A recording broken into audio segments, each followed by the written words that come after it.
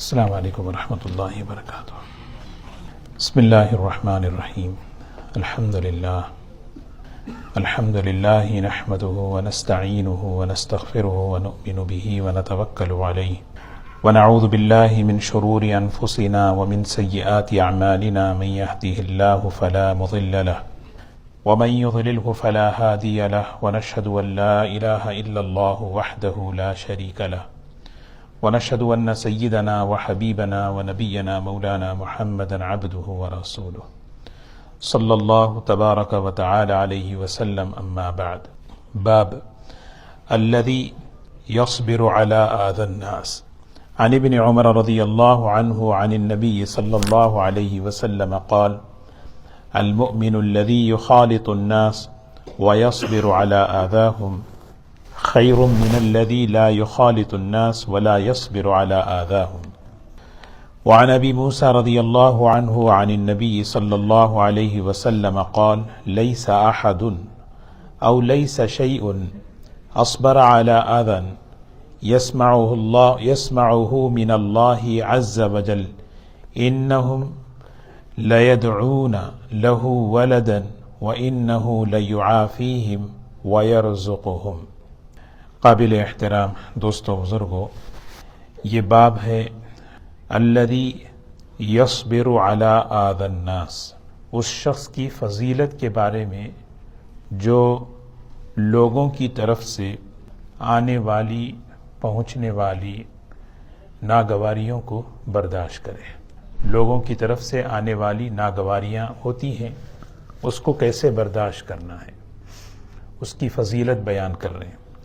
حضرت عبداللہ ابن عمر رضی اللہ تعالی عنہ روایت کرتے ہیں، رسول اللہ صلی اللہ علیہ وسلم سے فرمایا: المؤمن الذی یخالط الناس، وہ مومن، وہ ایمان والا جو لوگوں سے ملتا جلتا رہتا ہے، لوگوں سے ملنا جلنا رکھتا ہے، ویصبر علی آذاہم، اور اس کے ساتھ ساتھ لوگوں کی اذیتوں پر، لوگوں کی ناگواریوں کو برداشت کرتا ہے۔ ملنا بھی ہے اور ملتے ہوئے، کیونکہ مزاج مختلف ہیں، تو مزاج جب مختلف ہوتے ہیں تو ایک دوسرے سے جو ہے کبھی کبھار برتاؤ میں، کبھی کبھار رویوں سے ٹھیس پہنچتی ہے، تو اس کو کیا کرے، برداشت کرتا ہے۔ خیر من الذی، اس ایمان والے سے بہتر ہے۔ کون ایمان والا؟ جو شخص کے الذی لا یخالط الناس، نہ وہ لوگوں سے ملتا ہے، ولا یصبر علی آذاہم، اور نہ ان کی تکلیفوں کو اور ان کی ناگواریوں کو برداشت کرتا ہے۔ دو قسم کے لوگ ہیں، ایک وہ ہے جو لوگوں سے ملنا جلنا نہیں، بالکل علیحدہ رہنا، دور رہنا، کٹ کر رہنا، تو اسے یہ موقع آتا ہی نہیں۔ لیکن جب آدمی ملنا جلنا رکھتا ہے، مسجد میں ہو، دوستوں میں ہو، تو پھر ایک دوسرے سے اس کو جو ہے ناگواریاں پہنچنے کے جو ہے زیادہ امکانات ہیں، تو اس موقع پر صبر کرنا، فرمایا رسول اللہ صلی اللہ علیہ وسلم نے، اس ایمان والے کا، یہ ایمان والا بہت بہتر ہے۔ حضرت ابو ذر رضی اللہ تعالی عنہ جو ہے، حضور اکرم صلی اللہ علیہ وسلم نے فرمایا کہ ابو ذر، ایک وقت ایسا تمہاری زندگی میں آئے گا کہ مدینے والوں سے تمہیں ناگواریاں پہنچیں گی، تمہیں ٹھیس پہنچے گی، تمہیں تکلیفیں پہنچو گی، کیا کرو گے؟ فرمایا میں جو ہے ملک شام چلا جاؤں گا۔ تو پھر ایک وقت ایسا آئے گا کہ وہاں والے بھی تمہیں تکلیف دیں گے، تو تم کیا کرو گے؟ تو فرمایا کہ میں جو ہے پھر مدینہ آ جاؤں گا۔ تو پھر تمہیں دوبارہ مدینے والے بھی پھر تمہیں تکلیف دیں گے، تو کیا کرو گے؟ فرمایا میں جو ہے مقابلہ کروں گا، میں جو ہے تلوار اٹھاؤں گا اور مقابلہ کروں گا۔ تو حضور اکرم صلی اللہ علیہ وسلم نے فرمایا: ابو ذر، اس سے اچھی بات میں بتاؤ، اس سے اچھی بات۔ فرمایا کیا ہے وہ؟ فرمایا دیکھو، ان کی ناگواریوں کو جھیلتے رہو، برداشت کرتے رہو، اور حوض کوثر پر مجھ سے ملاقات کر لو، حوض کوثر پر مجھ سے ملاقات کر لو۔ یہ ہمیں ایک اندر سے ایک جو ہے نا، ایک امید دلائی جا رہی ہے کہ کبھی بھی کسی کی طرف سے کوئی ناگواری پہنچے۔ آگے کی ایک روایت ہے، دیکھیے سبحان اللہ، آدمی سوچے، یہ دیکھیں کسی کی کوئی ناگواری برداشت کرنا ہے، کیوں کروں میں؟ اس کے لیے کیا ہے؟ آگے کی روایت جو ہے نا، بہترین روایت، امام بخاری رحمۃ اللہ علیہ فرماتے ہیں، حضور اکرم صلی اللہ علیہ وسلم فرماتے ہیں کہ لیس احد لیس شیء او لیس شیء، اس کائنات کے اندر اللہ تعالی سے بڑھ کر کوئی ذات برداشت نہیں کرتی، سب سے زیادہ برداشت کرنے والی۔ اسی لیے اللہ تعالیٰ کے ناموں میں ایک نام ہے صبور، الصبور، بہت برداشت کرنے والا، اتنا برداشت کرتا ہے نا کہ برداشت کرنا، اللہ تعالیٰ بندوں کی کتنی برداشت کرتا ہے۔ فرمایا کہ لیس احد او لیس شیء اصبر کہتے ہیں سب سے زیادہ جھیلنے والا، برداشت کرنے والا۔ اس کائنات کے اندر اگر کوئی ہے، اللہ تعالیٰ کی ذات ہے۔ کیسے؟ حضور صلی اللہ علیہ وسلم فرماتے ہیں انہم لیدعون لہ ولدا، لوگ اللہ کے لیے بیٹا پکارتے ہیں۔ نعوذ باللہ، عیسیٰ علیہ السلام کو کے بارے میں کہتے ہیں کہ اللہ کا بیٹا ہے، حضرت عزیر علیہ السلام کے بارے میں کہتے ہیں یہ اللہ کا بیٹا ہے، لیکن وَإِنَّهُ لَيُعَافِيهِمْ وَيَرْزُقُهُمْ، لیکن اللہ تعالیٰ ان کے ساتھ کیا معاملہ کر رہے ہیں دیکھو۔ حالانکہ سورہ مریم میں اللہ تعالیٰ فرماتے ہیں وَقَالُوا اتَّخَذَ الرَّحْمَنُ وَلَدًا لَقَدْ جِئْتُمْ شَيْئًا إِدًّا، اِدّا بہت بڑی یعنی گالی ہے، نعوذ باللہ، اللہ کی شان میں یہ کہنا کہ جو ہے اللہ کا بیٹا ہے۔ لیکن اللہ تعالیٰ اس کو برداشت کر کے، جو اللہ کے بارے میں یہ جملہ کہتے ہیں، اللہ تعالیٰ ان کے ساتھ عافیت کا معاملہ بھی فرما رہے ہیں اور اللہ تعالیٰ انہیں رزق بھی دے رہے ہیں۔ تو کتنا اللہ تعالیٰ صبر برداشت کرتے ہیں، یعنی اور خود اپنی زندگی ہم دیکھیں، جائزہ لیں۔ تو اسی لیے دوستو حضور اکرم صلی اللہ علیہ وسلم یہ ہمیں ترغیب دے رہے ہیں کہ ہم جو ہے ایک مرتبہ، آگے کی روایت حضرت امام بخاری رحمۃ اللہ علیہ فرماتے ہیں کہ ایک مرتبہ رسول اللہ صلی اللہ علیہ وسلم کی خدمت میں مال غنیمت پہنچا، قسم النبی صلی اللہ علیہ وسلم قسمتاً، آپ نے جو ہے مال کو تقسیم فرمایا لوگوں کے درمیان۔ فقال رجل من الانصار، ایک صاحب جن کو جو وہاں تھے ان میں سے کسی نے یہ کہہ دیا واللہ انہا لقسمت ما ارید بها وجہ اللہ عز وجل، یہ اللہ کے رسول صلی اللہ علیہ وسلم نے جو تقسیم کی ہے اس میں اللہ کی رضا کو سامنے نہیں رکھا، یعنی فیوریٹزم کیا ہے۔ یہ کہتے ہیں نا، اللہ کو اگر سامنے رکھ کے اگر کرتے تو پھر یہ تقسیم نہیں ہوتی۔ کتنی بڑی بات، محدثین فرماتے ہیں یہ کہنے والا منافق تھا۔ تو کتنا سہا ہے، دیکھو اللہ تعالیٰ کتنا صبور ہے۔ حضور صلی اللہ علیہ وسلم کیسے برداشت کرتے ہیں، کیسے برداشت کر رہے ہیں نا۔ سوچیں کتنی بڑی بات کہی گئی کہ آپ کی اس تقسیم میں، یہاں آپس میں بیٹھ کے بات کر رہے ہیں اور اس مجلس میں عبداللہ بن مسعود رضی اللہ تعالیٰ عنہ ہیں۔ تو حضرت عبداللہ بن مسعود رضی اللہ تعالیٰ عنہ فرماتے ہیں میرے دل میں بات آئی کہ میں بات جا کے کہوں، تو میں حضور اکرم صلی اللہ علیہ وسلم کے پاس جا کر یہ بات میں نے کہی کہ فلاں آدمی نے یہ چیز کہی ہے، تو آپ کا چہرہ بدل گیا، وَتَغَيَّرَ وَجْهُهُ، آپ کے چہرے کا رنگ بدل گیا، اتنا آپ کو تکلیف ہوئی، اتنا صدمہ ہوا کہ آپ وہ جو ہے نا اس کی کیفیت آپ کے چہرے مبارک پر ظاہر ہوئی۔ اور حضرت عبداللہ بن مسعود رضی اللہ تعالیٰ عنہ فرماتے ہیں مجھے یہ افسوس ہوا کہ میں نے یہ بات کیوں کہی آپ کو، کہ اس کی وجہ سے آپ کو جو ہے نا اتنی تکلیف ہوئی، لیکن آپ اس کا کیا دیکھو نا، اس کا کیا طریقہ آپ نے کیا فرمایا، آپ نے کیا کیا۔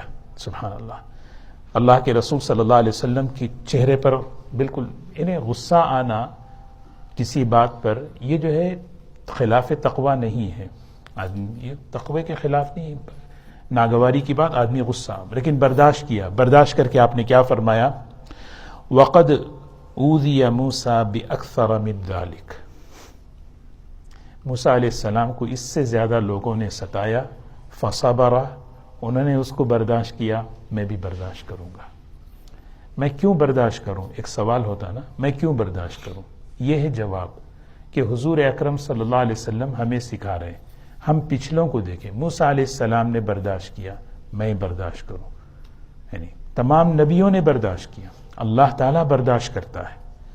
تو تو یہ جو ہے یہ ہمیں ایک آپس میں مل جل کر رہنے کا ایک ادب سکھایا جاتا ہے، کیونکہ یہ پہلے ہی بتا دیا المؤمن الذی، وہ ایمان والا سب سے بہتر ہے جس کے اندر دو خوبیاں ہیں، یخالط الناس، لوگوں سے ملنا جلنا بات چیت سب کچھ ہے، لیکن بات چیت کے ساتھ ملنے جلنے کے ساتھ وَيَصْبِرُ عَلَىٰ آذَاهُمْ، وہاں سے جو بھی ناگواری پہنچ رہی ہے اس کو جھیل رہے ہیں، برداشت کر رہے ہیں، خاموش ہے، ٹھیک ہے بھائی ٹھیک ہے، برداشت کر رہے ہیں۔ اب یہ برداشت، یہ خوبی آنے کے لیے کیسے؟ اسی لیے جو ہے نا المؤمن، نفس ایمان، اس کے لیے جو ہے نا لا الہ الا اللہ محمد الرسول اللہ صلی اللہ علیہ وسلم، یہ نفس ایمان، کمال ایمان، ان صفات کے ساتھ آدمی کا ایمان میں ترقی ہوتی ہے، یہ ایمان میں ترقی ہوتی ہے۔ اللہ تبارک و تعالی ہمیں یہ ایسے اخلاق ہمیں اللہ تعالی نصیب فرمائے، کیونکہ سب سے بڑی ضرورت تحمل ہے، سب سے بڑی ضرورت برداشت ہے، اور الحمدللہ ہمارے سامنے ابھی رمضان المبارک آ رہا ہے، جس کو حضور اکرم صلی اللہ علیہ وسلم نے شہر الصبر فرمایا، یعنی شہر الصبر کہ بھئی کہ روزے کی حالت میں لوگوں کے ساتھ رہنا، لوگوں کے ساتھ مسجد میں ہو، باہر ہو، کہیں بھی ہو، ہمیں کیسے رہنا ہے؟ برداشت کرتے ہوئے۔ اگر کوئی زیادتی بھی کر دے تو کیا فرمایا؟ کہہ دو انی صائم، حالانکہ وہ کھانے کی دعوت نہیں دے رہا ہے۔ مثال کے طور پر اگر آئیے کھانا کھا لیں گے، نہیں میں روزے سے ہوں بھائی، آدمی عام طور پہ کبھی جمعرات، پیر، کبھی یا 13، 14، 15 میں ایسے کوئی جملے کہہ دیتا میں روزے سے ہوں۔ تو یہاں پر جو ہے نا کوئی آدمی جو ہے انہیں بحث کرنے کے لیے، الجھنے کے لیے جب آتا ہے انی صائم، میں روزے سے ہوں، یہ انی صائم اس کو بولنے کی ضرورت نہیں، کیونکہ وہ بھی روزے سے ہیں، میں بھی روزے سے ہوں، یہ اصل میں اپنے آپ کو کہنا ہے۔ نہیں، کیوں کہہ رہے ہیں بھائی؟ میں روزے سے ہوں، مجھے برداشت کرنا ہے، مجھے یہاں سے نہیں کرنا ہے نا۔ تو الحمدللہ اللہ تعالی ہمیں اس پر عمل کی توفیق نصیب فرمائے۔ تو رمضان المبارک، اس کے تعلق سے 2-3 باتیں مجھے عرض کرنی ہیں۔ سب سے پہلی بات یہ ہے کہ انشاءاللہ ہم جو ہے ایک نظام بنائیں اپنا، رمضان کو سامنے رکھ کر 3-4 چیزیں ہیں، جیسے ایک ہے اپنی ذات، ایک ہے اپنے گھر والوں کا، گھر کا ماحول، ایک ہے باہر کی معاشرتی زندگی۔ ان 3 چیزوں کو سامنے رکھ کر میں اپنا اسکیجول بناؤں، میں اپنی جو ہے نا کیا ہے ایک منصوبہ بندی جسے کہتے ہیں، پلاننگ جسے کہتے ہیں، کہ بھئی کہ مجھے اپنی ذاتی زندگی کو کیا کرنا ہے، مجھے رمضان سے کچھ نہ کچھ حاصل کرنا ہے، اللہ کا تعلق، اللہ کی محبت، تقوی، اللہ تعالیٰ تقوی دے رہے ہیں، تقوی مجھے لینا ہے۔ اس کے لیے مجھے کیا کرنا ہے ابھی سے کہ کیونکہ شہر القرآن، قرآن پاک کا مہینہ ہے، کتنا پڑھنا ہے، میں کتنی ہمارے تسبیحات ہونے ہیں، کتنی ہماری تلاوت ہونی ہے، کتنا ہماری دعائیں ہونی ہیں، اس کو اپنی ذاتی زندگی کو سامنے رکھ کر، اور اس کے ساتھ ساتھ ہم اپنے گھر کے اندر، کیونکہ رمضان گھر میں بھی آ رہا ہے تو ہمارا تعلق گھر والوں سے بھی ہے، تو گھر کے اندر بہترین موقع ہے بچوں کے سامنے ایک ماحول کے بنانے کا، تو ہم گھر والوں سے بھی بیٹھ کے مشورہ کر لیں کہ ہم جو ہے کیسے کریں اس رمضان میں، کیا ترتیب بنائیں، کیا کھانے پینے کی چیزیں کیا کس ترتیب پر کیسے لانا، کیسے کرنا، ہماری تلاوت کا کیا وقت ہوگا، اعمال کا کیا وقت ہوگا، نوافل کا کیسے کریں گے۔ اس کا ہم جب گھر میں جب ماحول بنائیں گے تو رمضان کا ماحول گھر کے اندر بنے گا۔ اور اسی طرح تیسری جو چیز ہے باہر کی زندگی، ہماری جو ہے جاب کی زندگی ہے، ہماری جو ہے اور بھی لوگوں کے ساتھ ملنا جلنا، مسجد آنا، یہ ساری اس میں جو ہے ہمیں اس طریقے سے کہ ہم جو ہے اپنے اخلاق کے ساتھ، اپنے صبر کے ساتھ، برداشت کے ساتھ، خدمت کے ساتھ ہم، اور اسی طرح معاشرتی زندگی میں صدقہ ہے، زکوٰۃ ہے، اللہ کے راستے میں خرچ کرنا ہے، ایک دوسرے کی ہمدردی اور خیر خواہی ہے، ان سب کو سامنے رکھ کر اپنی ترتیب بنائیں انشاءاللہ۔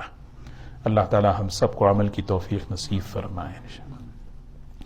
ہمارے 2 ساتھیوں کی درخواست تھی کہ کوئی سوال ہو تو پوچھ لیں انشاءاللہ، اور جس کو اگر تقاضا ہے یا جانا ہے انشاءاللہ تشریف لے جا سکتے ہیں، اور اگر کوئی سوالات ہے روزے سے متعلق، زکوٰۃ سے متعلق، رمضان سے متعلق، انشاءاللہ پوچھ لے سکتے ہیں۔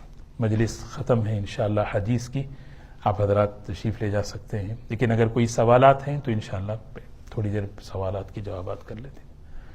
ویسے الحمدللہ آج دوپہر میں مولانا شادمان نے زکوٰۃ کی کلاس کی ہے، اس میں بھی بہت سے ساتھیوں نے سوالات کیے، اور روزے کا بھی آنے والا ہے، تو لیکن کچھ ساتھیوں نے کہا کہ آج اس کو ذرا مذاکرہ کر لیں۔ تو سوالات ہیں کچھ؟ جو پہلے شروع کرے گا اس کو سارا ثواب ملے گا۔ وہ نکال سکتے ہیں تو ٹیکس جو ہے اس مہینے میں بھرنا ہے یا ابھی سے بھر دیجئے، میری رائے نکال دیں اس کو، ہے نا؟ جب تک آپ کی ملکیت میں رہے گا اس وقت اس کی زکوٰۃ دینی ہے۔ جیسے مثال کے طور پر حج پہ جانا ہے، جائیں گے حج پہ جو ہے نا جون میں، لیکن ابھی جو ہے نا اس سے پہلے ہی 10,000 پیمنٹ چلی گئی تو زکوٰۃ نہیں ہے، کیونکہ آپ کی ملکیت سے نکل گئی۔ جی تو یہ چیز ہے۔